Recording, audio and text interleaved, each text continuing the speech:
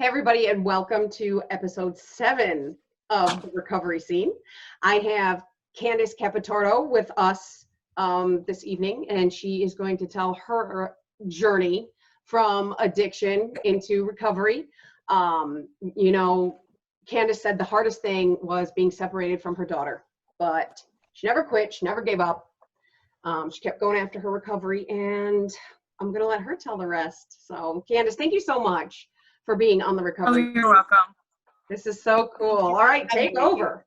All right. Well, my big thing is, sorry if you hear my kids in the background. That's okay. It's good that they're there.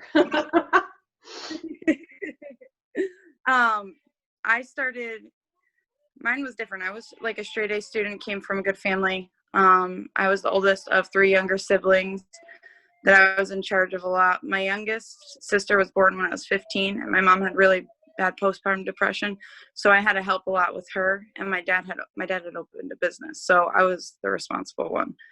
I wanted to do nursing, so when I was younger, I had gone through by a cousin that molested me, and I told my family, but nothing happened from it.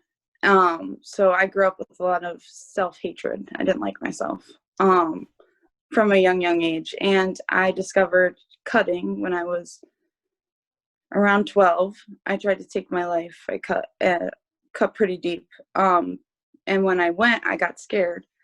And when I went to ask for help, I got told to stop begging for attention. So that kind of affected me a lot too. And I just didn't think anyone cared for me, because those were 2 major things that nobody really did anything. Not that anybody really knows what to do in those situations, but they weren't the right things for me.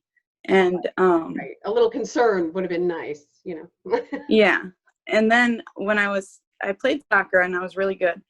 And when I was 16, I had my first knee operation, and I got prescribed narcotics.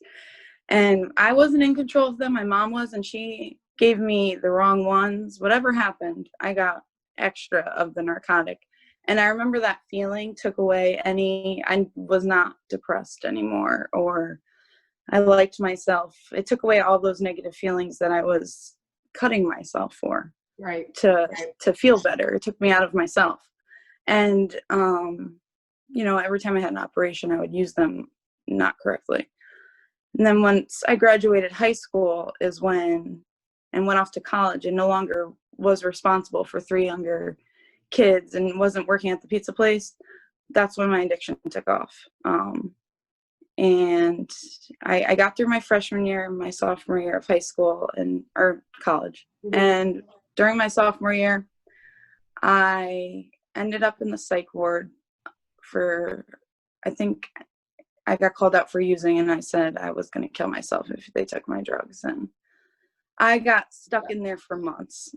Like, I couldn't get out. They put me on all these medications, and I was bipolar and I was unmedicated, but they didn't put me on it was not the right medications. And when I got discharged, I had no plans on staying clean. This was before I had my kids. And I knew the day I got discharged, I was back to using.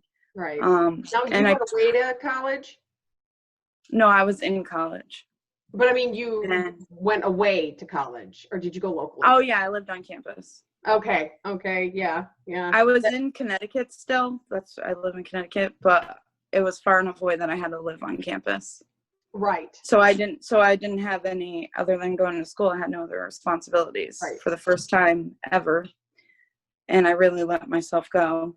And after I had discharged from the hospital, that's when, probably a few months later, is when I realized I was pregnant. And I was using just pain, Percocets and Oxycontin at the time, probably until, when did I find out? I didn't know for 4 months. So. Oh, wow. I had no idea. I remember sitting there one day and being like, I don't think I've had my period in a while, because when you're using, you're not paying attention to that stuff. Right. And the doctor called and was like, you're either having twins or you're way further along than we think you are. Because I just told them, I don't know, I must have just missed it. Right. And I was at 4 months. And when I told him, he was like, well, we don't have to worry, because some people are prescribed that, just don't use. Luckily, I wasn't doing a street jug where as long as I stopped, she wouldn't be born addicted. Right.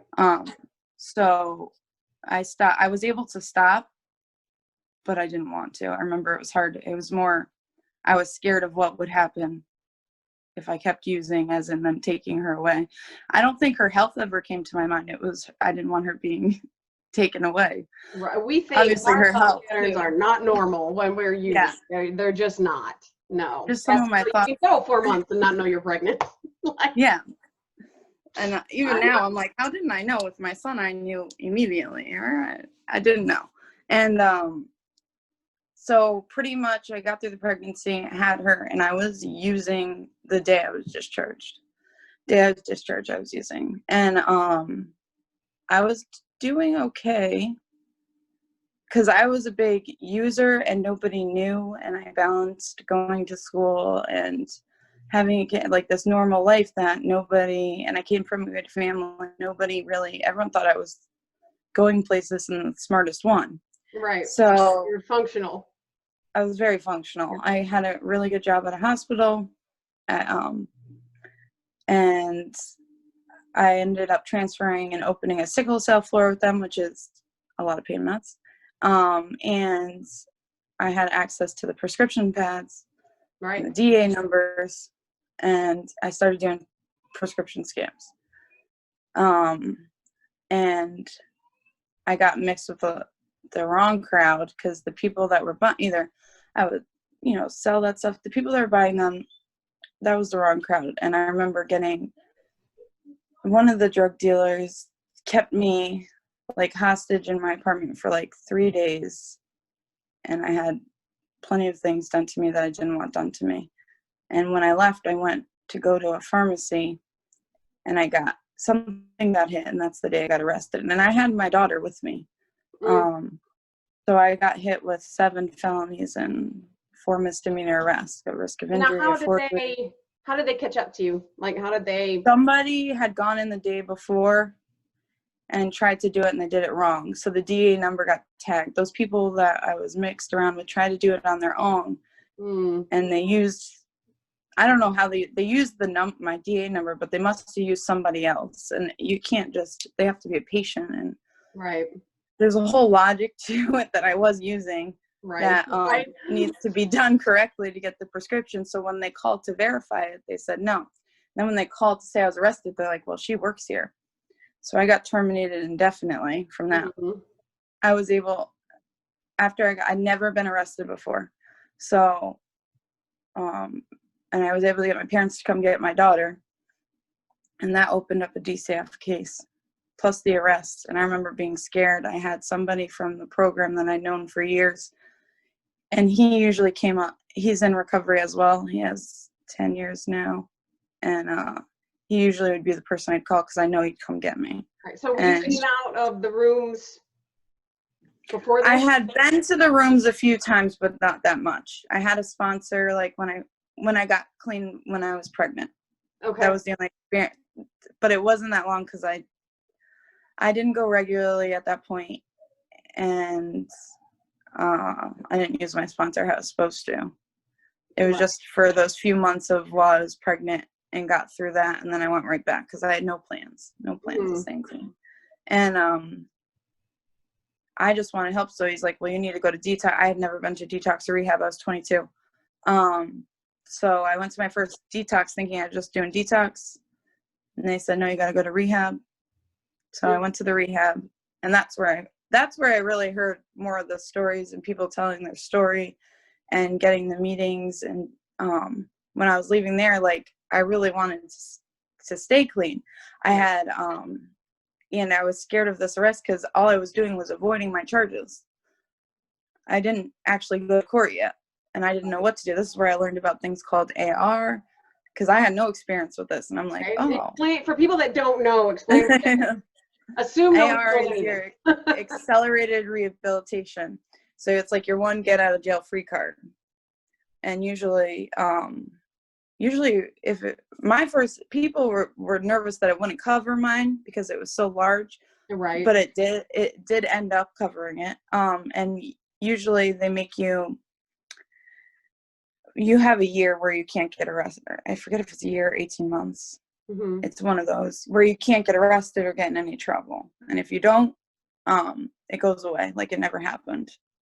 And luckily that's what I ended up doing. When I left the women and children's when I left rehab, I learned about women and children's program, and it was just me and my daughter. And I had her, although I was using all the time. She went to her dad's on the weekends. Right. So my family was not happy that I was doing this. They didn't want me to do this. They thought I could just get out of rehab and go back to normal. And nobody would bring me to this women and children's program. Mm-hmm. So the only person I could get was a drug dealer. And I ended up using the in between. This is how sick I was. I used from one place, and it was only 24 hours. I used so bad because I hadn't used in all that time. I didn't get beat up because I had a huge black eye when they brought me. I fell asleep on the toilet because I got sick. And that's how, I hadn't used in, I guess, over 30 days, because between rehab and the detox, maybe a little longer because I had to wait for a bed. Mm-hmm. And I remember I couldn't see out of my eye. And I'm glad I went to that women and children's program because I was just going back in the same pattern. So I got, right. How but did if you haven't heard, black eye?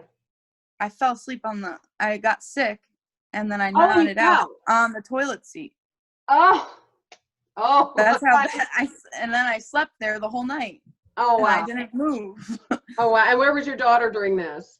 My daughter was with her father. They came to pick me up the next morning thinking I was going to be all great. And I was not all great. I was in the back throwing up while they brought mom to rehab again. Mm-hmm. And I hadn't been able, I couldn't stay clean unless I was locked in somewhere.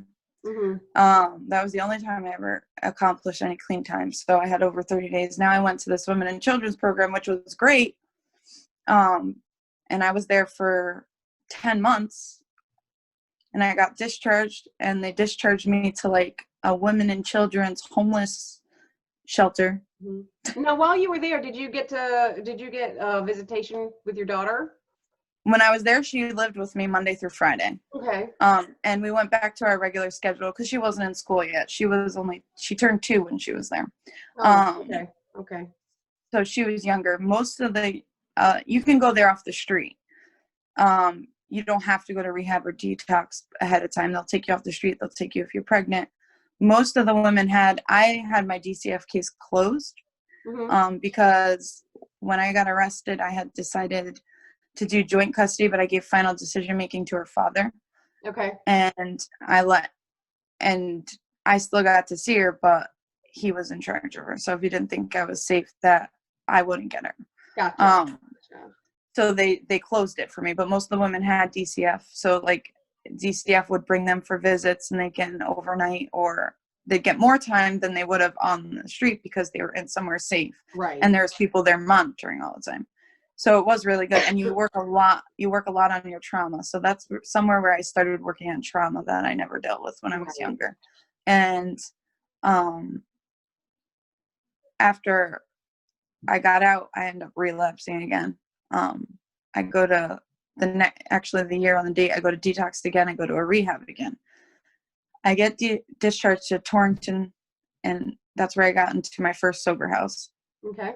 The sober living that's where I started going to my first meetings. I actually got to the house, and it was someone had grew up with was there, and another girl that was from my town. That my family owns a restaurant in our town that's really famous, and people know me from that, and she knew me, and there was a few girls that knew me. So they took me to an actual meeting, and now I came out with some time because I had gone to rehab, and they kept making me go. And this is where I was introduced to, I switched over to heroin. Just from being in the sober house and other people having it, and that's all I could get access to. I started using heroin, and it's way cheaper. What I learned, I said, damn, I should have switched a long time ago. I probably would have been dead, but that's what I thought when I, so me and the girl, girls would relapse and I'd come back. And most of the girls would get kicked out, but a lot of people had a soft spot for me from the program, and they would keep making me leave and come back. So now no one's giving me no one's giving me real repercussions. No accountability, right. I had no accountability. I always found a soft spot for somebody. My manipulation was great. People, oh, she can change. I mean, I did this to them 10 times and nobody ever threw me on the street. Before I had my daughter, my big relapse happened because before I had my daughter, the day before I had gotten in a car accident, I got my settlement money. I cashed that check and went out with it. And then I met my sponsor, who became my best friend. And although I was using, she was always there. She would always, even when she was mad at me, she'd text me, I'm mad at you, but I'm here for you when you're ready. Right. Right. Because I chose to like sleep in a car instead of going back because I didn't want to stop using. Mm-hmm. And so then I tried again, and I got a little bit of time. She got me a job at a restaurant, and I was doing okay, going to meetings and stuff. But I always had this guilt because now my daughter's in East Haven. I'm only seeing her a couple times a week, where I had her every day. So I would keep going back out because I'd feel guilty, but it would keep me away from her longer. Right. So it's this vicious cycle. Yeah. And I already been to rehab. I've been to all these detoxes and I had tried Suboxone at one time, I think, before I ever went to rehab. I mean, none of it was working. And I looked at her. I remember this feeling of like I was done. Like I didn't know how I was going to stop, but I was done. Right. And I didn't know what else to do. And I said, I'm going to try and go on methadone because it makes me go there and take it. Because Suboxone, I would do math. I could take 2 milligrams and then I can get high in this if I get money, and I would end up getting high. You're right. And it wouldn't work. And I said, I know it's not great. And she didn't want me to do it. She never heard any. I said, it's my last option. Mm-hmm. I said, that's better than what I'm doing. I said, worst part is what's going to happen. I'm just doing what I'm doing. Right. So nothing worse is going to happen. And so I called, and at this time, this clinic had just opened, and they said, okay, we'll call you when we have a spot open.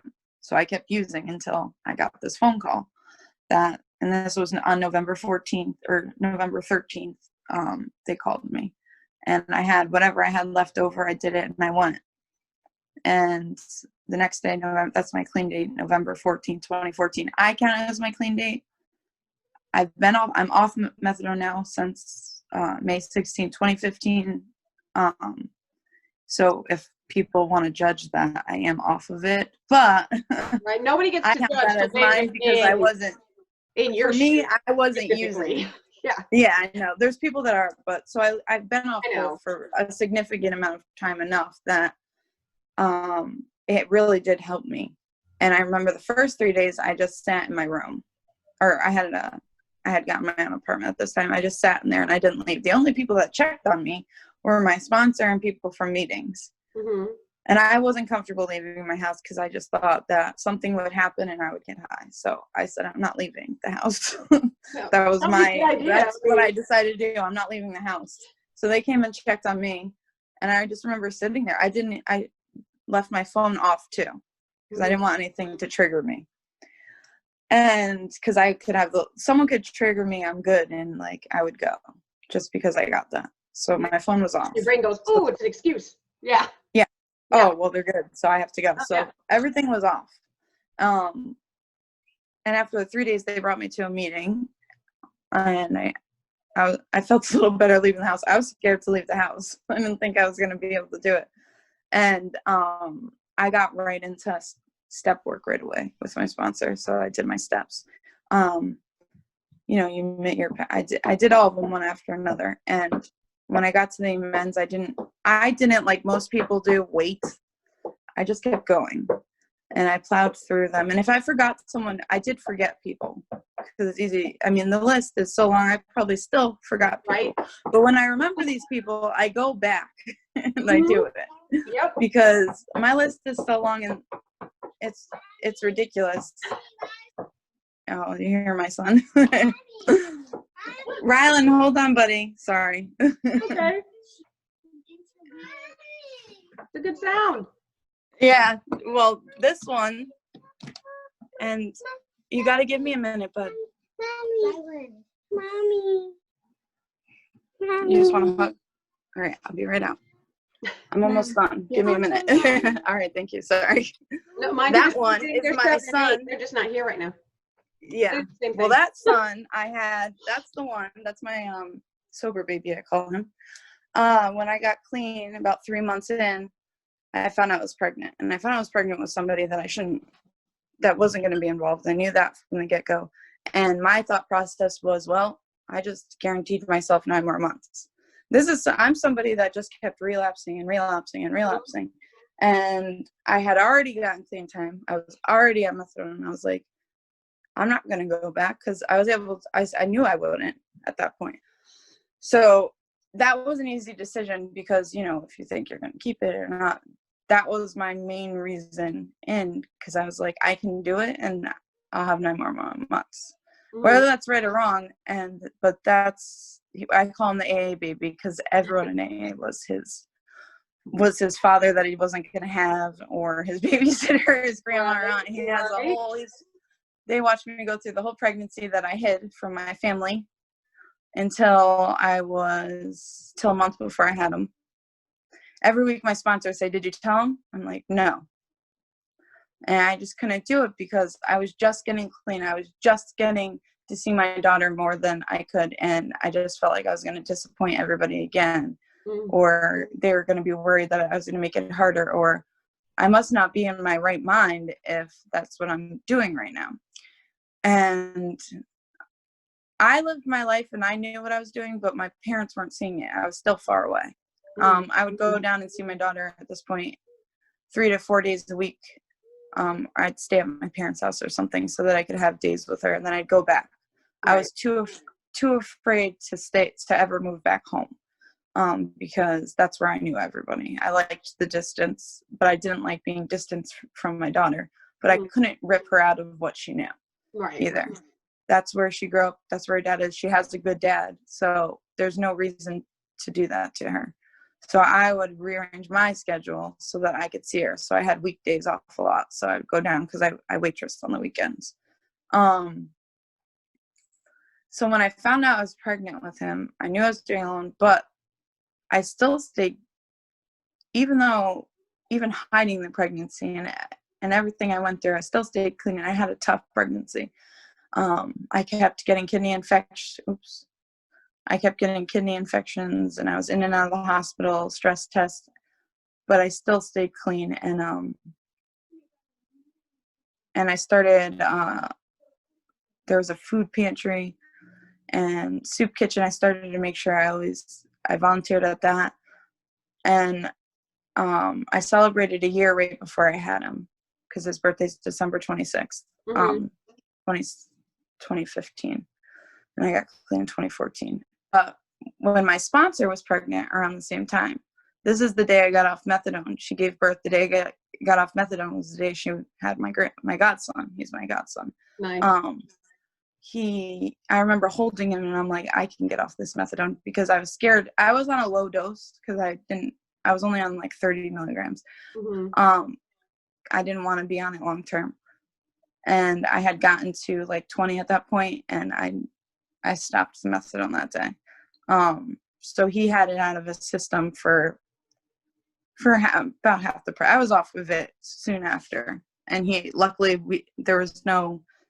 born. They still bagged him, mm-hmm. which I was offended by, but these are the things that happen to us when we use. And they did all that stuff. And I remember I got in a fight with the doctor, because he tried to take the bag off and he hadn't peed. And I'm like, you can't take that bag off. That nurse has been in here 100 times to make sure he pees, because I know what she's waiting for. Right. And he goes, I'm the doctor. And just because she's judging you doesn't mean I'm judging you. And the fact that you just tried to stop me from taking the bag off, I'm going to say we can take the bag off. Right. And I'm like, he's like, you came out clean. He's like, I'm not worried about it. I'm like, can you tell the nurse before you take the bag off? Because I had this nurse that was judging me from the start. I could tell. Yeah, she was really, really rude. And I work in healthcare, and I would never do that to someone. So I remember and that's where my focus is, where my work is now, is trying to change that. I mean, I'm one person, I can only change so much, but I can change it for the people that I come in contact with. Right. Which I do in my job every day, which is great. And that's the biggest part of staying clean. Once I hit my year, I started sponsoring, is giving back, because whatever happens to me is going to happen, and I'm going to deal with it, because I've dealt with a lot. The day I had my son, I found out there was something wrong with his head. I didn't know what was wrong with his head, but there was something wrong, and it turned out his skull was fused, and he was going to need a 13-hour skull operation. Now, I just had a year clean. I didn't have a support system. He didn't have a dad. My parents had just found out a month before that I was even having a baby. Mm-hmm. And now I had a sick baby. And it was a lot to deal with. He stopped being able to swallow. And I don't think I slept. And the one person I had there for me was my network. Because I remember one night I was up, and I was, the only way he would stop crying was like doing a little shake to his head, and I had fallen asleep. I worked nights, and I called them, and I said, I know why people have shaken baby syndrome now, and I need help. Yeah. And they were there. Yeah. And these people are consistently there, and it doesn't matter what time it is, because it was early. I remember it was only like 7:00 in the morning, and I'm like, I can't believe I'm calling, but I was so desperate that that's the only thing I need to do, is if I need help, I call. If it's outside of myself, if I can't help myself, I need someone else to help me. And they were there. And in order for me to work nights, my sponsor took him and watched him overnight. Yeah. So I mean, people don't understand two of the most important things in recovery is service work, giving back, and a support network, a support system. You know, you've got to have people. You cannot do life by yourself, period. So life going through recovery is even harder. You need people that understand what you're dealing with, you know? Yeah. And it helps so much. Those are the two things I think, if you don't do anything else, if you have a support network, because even when I was using, I had that support network that made me stop using and try and keep trying, even though I wasn't clean yet. I was a relapser. I kept trying because of my support network. And if you give back, it makes you feel better, because I know there's days I don't want to get out of bed, but I know that I have to go do whatever that I signed up for. Right. I'm going to get up and go do it because I signed up for it, and I don't want to explain why I didn't go do it because I don't want to, so I'm going to go do it. Right. Sometimes that's the only thing that gets me up. I don't really want to explain that I was feeling depressed to everybody. Mm-hmm. So I'm just going to get up and go do it because I probably won't feel like that anymore. Right. And I usually don't. And those are the two things. If I do nothing else some days, those are the two things I have. If I can't get to a meeting, I can call somebody. Mm-hmm. And what helped actually is my sponsor had relapsed really bad. Mm-hmm. And I actually was able to foster her son. And wow. She was not happy about it at first, but she ended up thanking me in the end, because now she has started over, but she's getting reunited soon. COVID kind of slowed the whole process down for her. I'm getting a call. But she's reuniting soon, and she's starting over. So now we kind of flipped, but it was 3 years of being on the other side, watching her like kill herself. Right. And feeling powerless because you can't make her. She threw everything in your face, but she had never given up on me. Now everyone had given up on her at this point, and I just couldn't do it because she never gave up on me. If she was the person that was there for me, and I said I distanced myself a little more, right? But I never gave up on her, and I said I just can't do it. I just can't do it to any.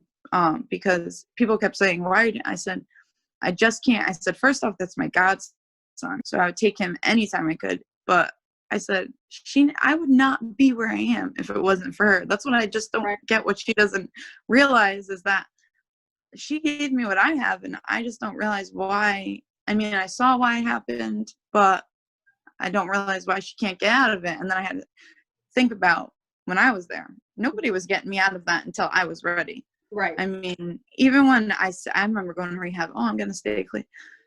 The second I got out and I was left with myself, I was using again because I didn't deal with myself. Right. I had to start looking at the trauma. I had to start accepting my mistakes instead of numbing my mistakes. Right.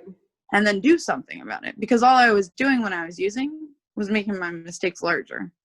Right. Even if something big didn't happen, it just set me back more. It made it harder to get clean the next day. Harder to stop. But basically, I think that's really, usually I say my story a little different, but that's really it. Yeah, that's pretty powerful. So do you still have your sponsor son, right, like now? I had to move. I moved actually closer to my parents. Mm-hmm. And so he was I see him sometimes, but with COVID, everything gets crazy. He went with an aunt because she lived in the, his aunt and uncle, because they live in the same network, and they said that, or area. Oh, okay. And they finally said, at first they didn't want to take him. Mine was no questions asked. I was taking him because I saw what it was. And, but that way he doesn't have to change school. He's been through a lot of change. Him and my son are 6 months apart. So my son misses him. I miss him too, but my son misses him a lot.